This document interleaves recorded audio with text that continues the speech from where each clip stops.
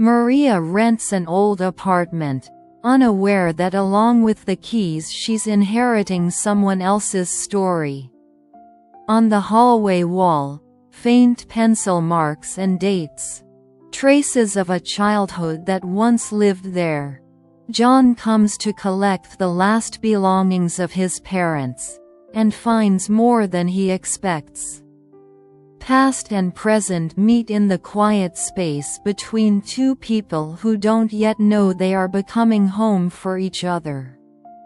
This is a story about love that grows slowly. About tenderness, small details, and silences that speak louder than words. About how places remember, and how hearts find their way back to one another. Love Stories Max. Welcome to my channel. Enjoy watching, friends. The Wall That Remembers. I rented this apartment on a rainy day. The kind of rain that doesn't scare you, but whispers instead. Start something new here.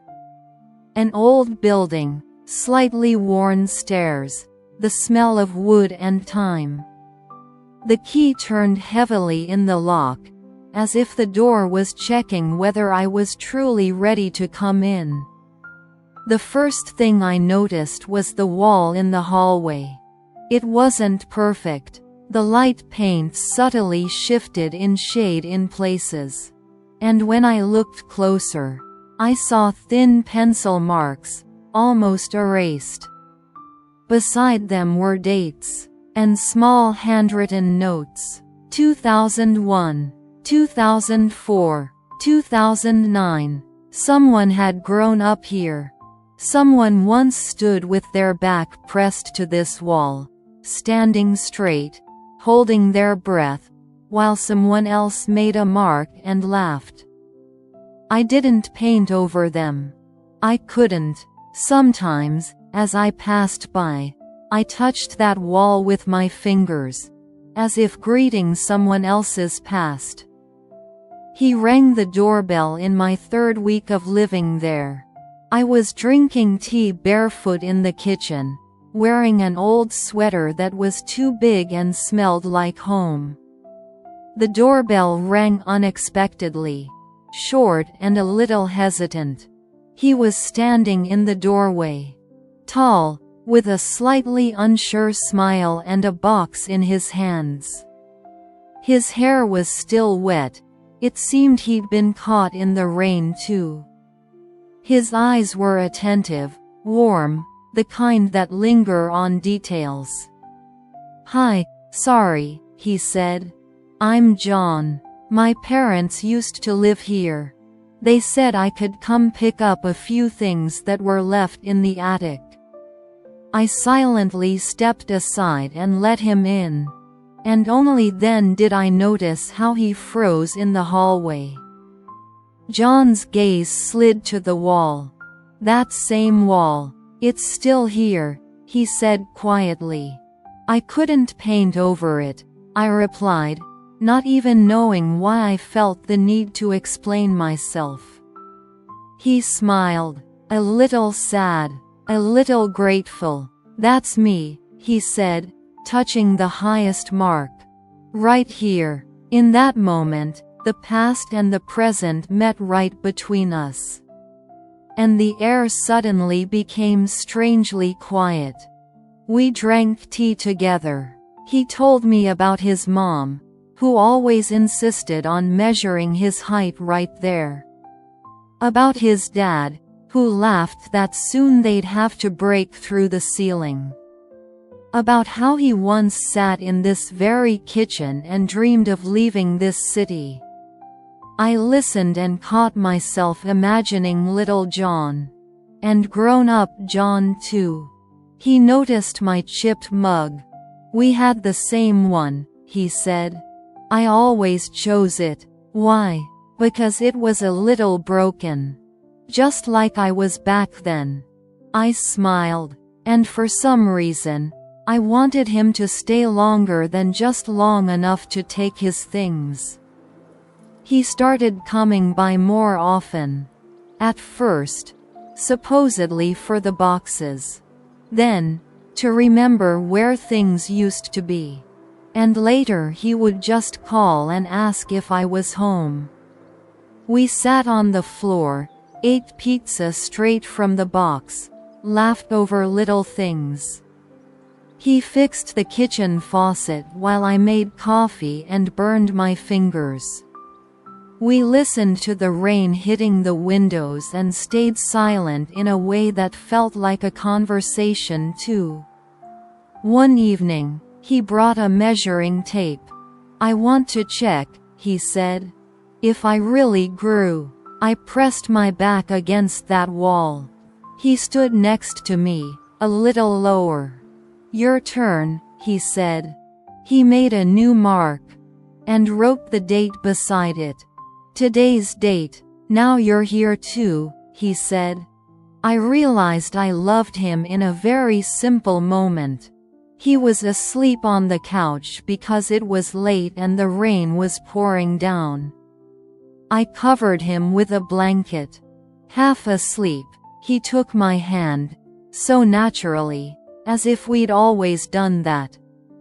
And I thought, I'm home. Not in this apartment. In him. Now there are more marks on the wall. Some are about height, some are about time, and some are simply about love. Sometimes John jokes that one day our children will stand here too, holding their breath, standing straight. And every time I look at that wall, I know, places remember. And hearts find each other.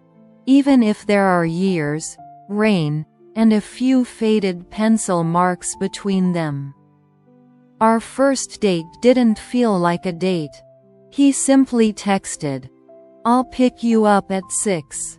No plan. Is that okay?" I stared at the message for a long time. Smiled. Felt nervous in a way I hadn't felt in years. Like I was 19 again. I tried on 3 dresses and chose the simplest one. Tied my hair up, then let it down again. Kept the jewelry minimal. I wanted to be real. Unprotected. He rang the doorbell at exactly 6. In his hands. Not flowers, but a paper bag from the little bakery around the corner. "I didn't know which ones you like," he said, slightly apologetic. So I got different kinds. Inside were still warm pastries. One with cinnamon, one with apples. The smell was so comforting, so familiar, that I suddenly felt calm. "This is perfect," I said. And it was. We walked, slowly, as if we had nowhere to be. As if the world had given us permission to linger. He held the door open at a small cafe, but we didn't go in. We just got coffee to go. Mine with milk and a bit of cinnamon. His black, no sugar. "I drink it this way so I can remember the taste," he said. "And I drink mine to feel warmer inside," I replied.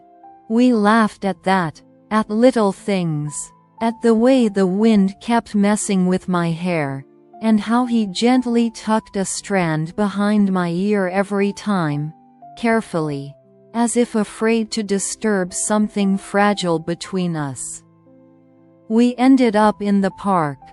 There were benches with peeling paint, streetlights just starting to glow, and the smell of wet leaves in the air.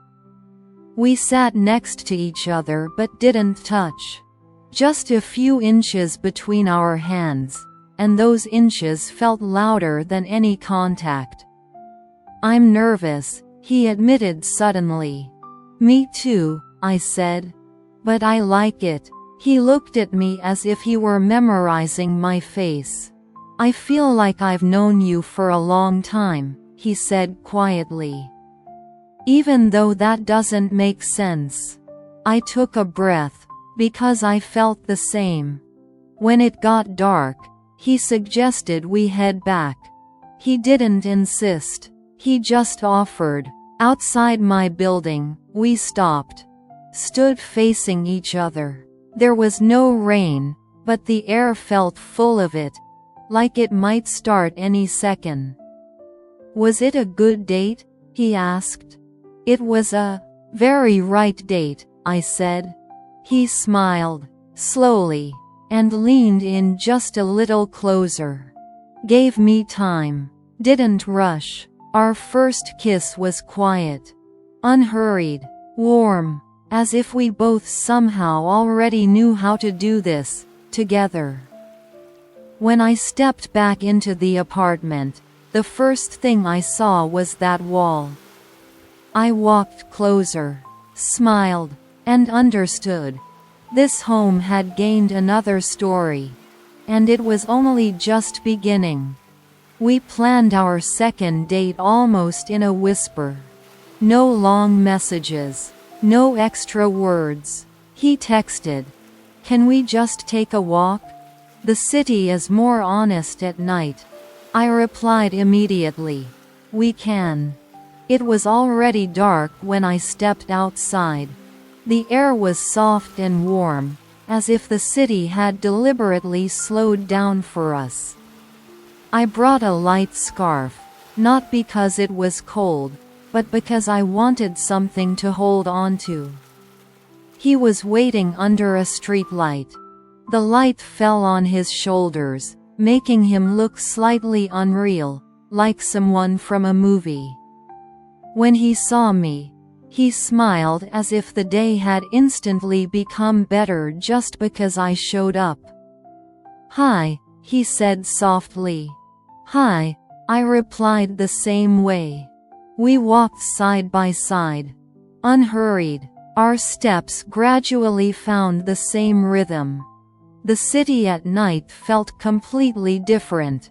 Store windows reflected the lights. The pavement shimmered faintly. A tram passed somewhere in the distance. We talked about small things. Favorite scents. Which songs feel right after midnight. Mornings that begin with silence. He told me he was afraid of the dark as a child. "And now?" I asked. "Now I like it," he said. "It's easier to be myself in it." I nodded. Because with him, I felt the same. We stopped by a 24-hour cafe. The light inside was warm and yellow. Outside the windows, night. He ordered 2 hot chocolates. Didn't ask, just knew. "You look like someone who needs hot chocolate tonight," he said. I laughed quietly, careful not to disturb the night.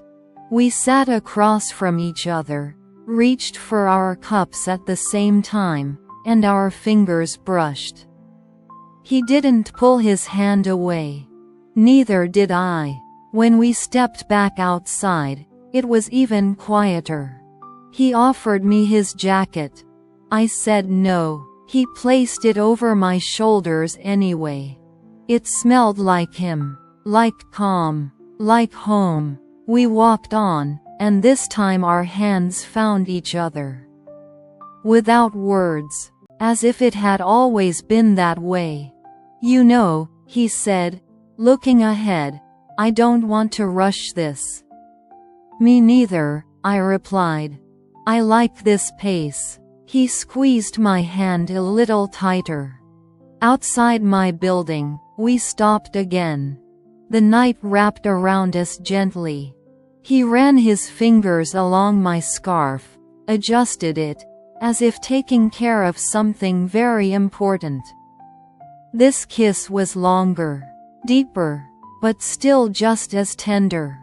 When I walked away, he stayed under the streetlight for a long time.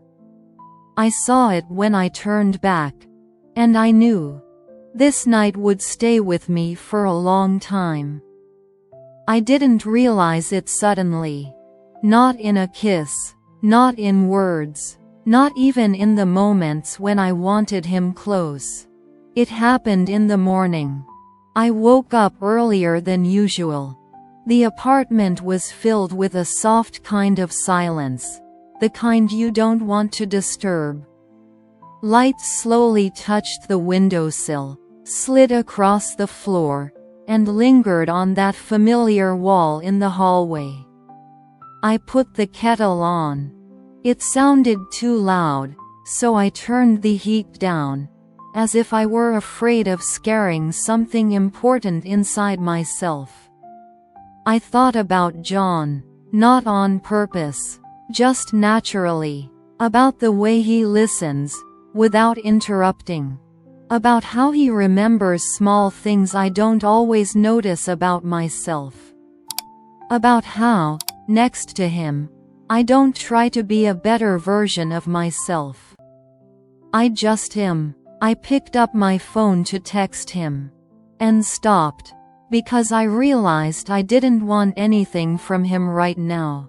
I just wanted him to have a good morning.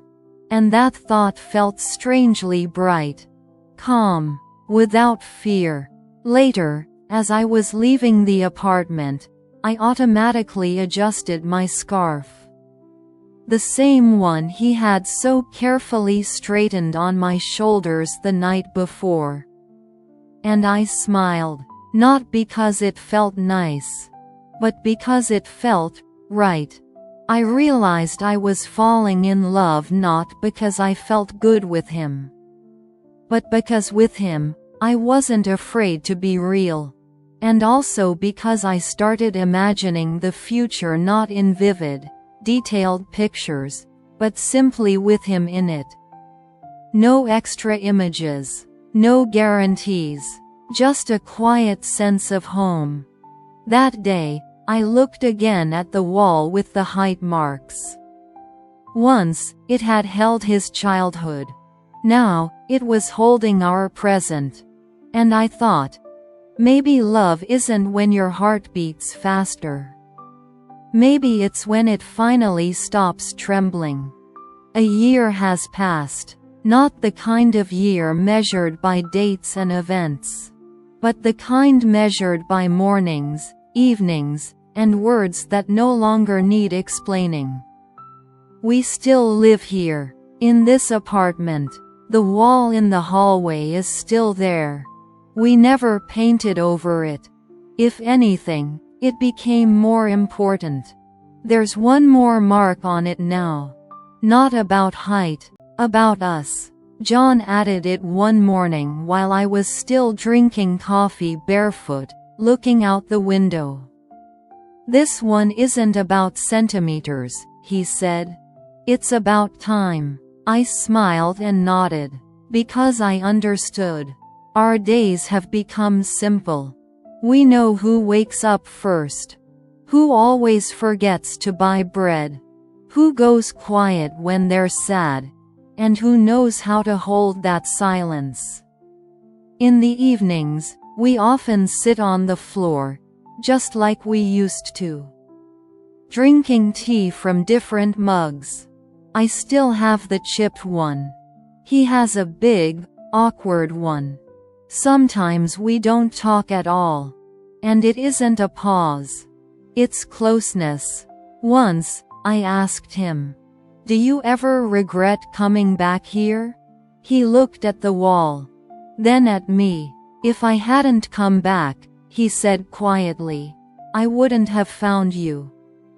I stepped closer and wrapped my arms around him. Not tightly, not dramatically, the way you hug home. We don't have loud promises. We have plans written in pencil. We have shared mornings. We have evenings when the world feels too big, and then we just hold hands. And that is enough. Sometimes, I touch that wall again. Once, it held his childhood. Then, our meeting. Now, our life. And I know. Some stories don't need an ending. They simply continue.